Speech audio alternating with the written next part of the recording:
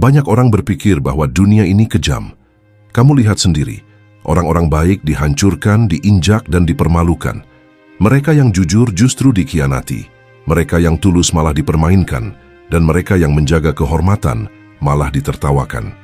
Sementara itu, para pendusta, perampas, dan penjilat merajai dunia dengan dada membusung. Kejahatan berpesta pora, sementara kebajikan menangis sendirian di sudut gelap kehidupan. Jika ini permainan, rasanya aturan dibuat untuk menghancurkan mereka yang berusaha bermain dengan cara terhormat. Di mana keadilan? Mengapa Tuhan diam saja?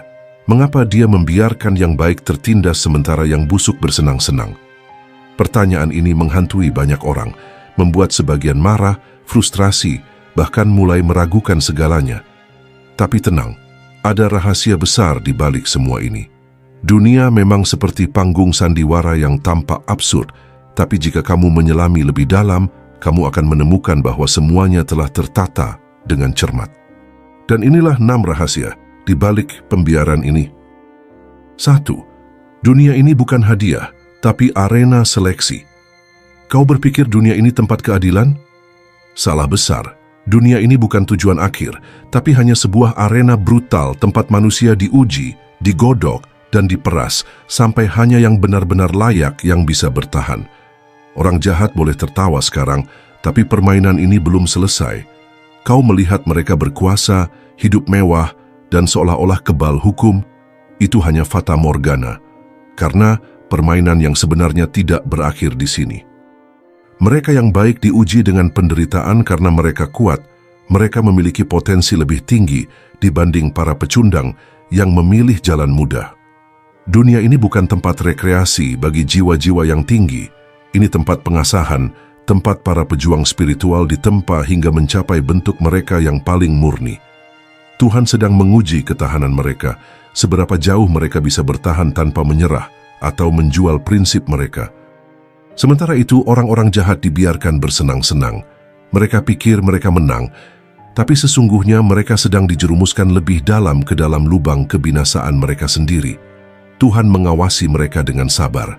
Dia hanya bermain dalam skala yang lebih besar daripada pemikiran sempit manusia.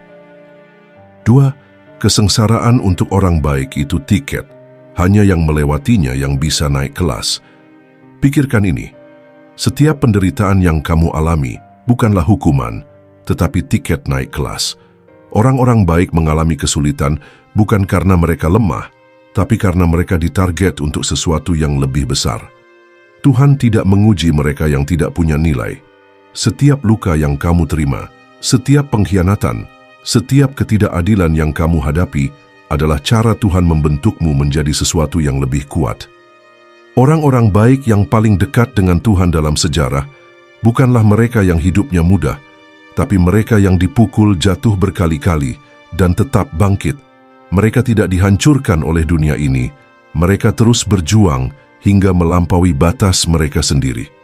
Sementara orang-orang yang terus berkubang dalam kejahatan sampai akhir hidupnya, mereka dibiarkan menikmati kebodohan mereka sendiri.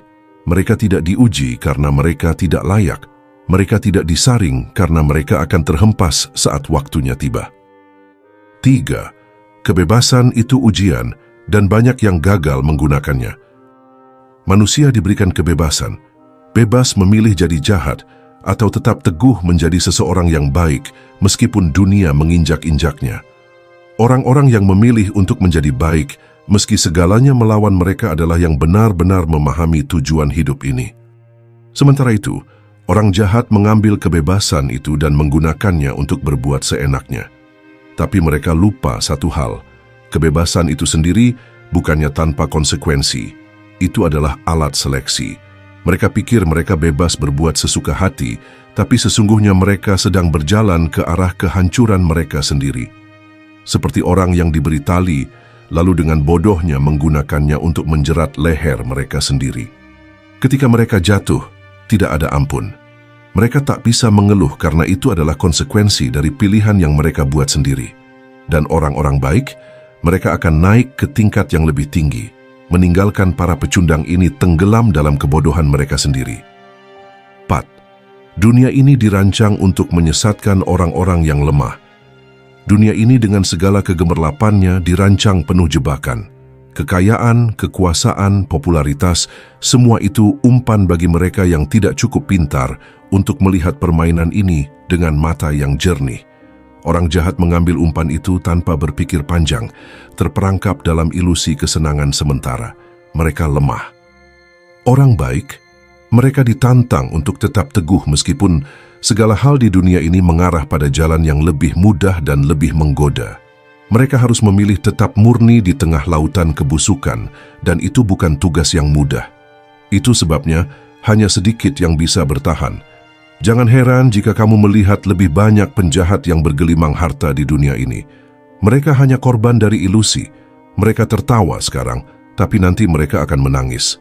Dan mereka yang menangis sekarang suatu hari akan tersenyum karena memilih tetap bertahan di jalan kebenaran. 5.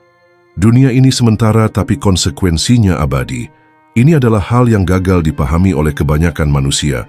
Mereka hidup seolah-olah dunia ini adalah segalanya, padahal dunia ini hanyalah ruang tunggu. Orang-orang baik menderita karena mereka tidak dibentuk untuk kesenangan dunia, tetapi untuk sesuatu yang jauh lebih besar, lebih indah dan abadi. Orang jahat di sisi lain diberi apa yang mereka inginkan di dunia ini karena disinilah satu-satunya tempat di mana mereka bisa menikmati sesuatu.